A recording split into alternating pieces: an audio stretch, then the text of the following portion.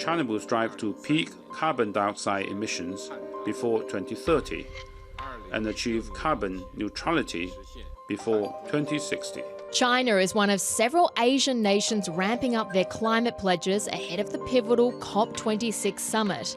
But details on how the world's top carbon emitter plans to reach those targets have been scarce. The goals that President Xi has set out for China are encouraging, but we call for that same leadership on setting out how China will get there. A concrete plan is crucial to the success of COP26, with China responsible for 27% of global emissions. But the first major energy crisis of the green transition era is already highlighting the difficult balance Beijing faces.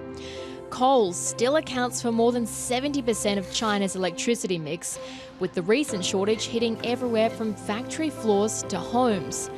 More than half of the nation's provinces are now facing their worst power supply disruptions in over a decade.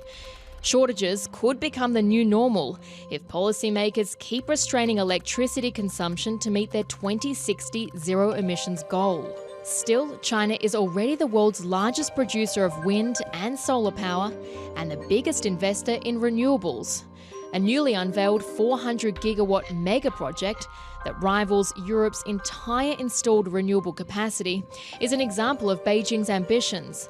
China sees the green push as another opportunity to lead innovation, scale up new technologies, and improve its own national and energy security. But the challenge may be getting Beijing to put aside diplomatic differences to reach a real breakthrough.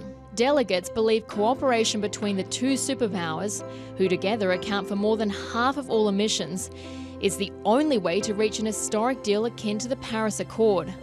But they see tension between the two sides as the biggest obstacle in Glasgow, and expectations are low for what may be the most important round of climate talks ever.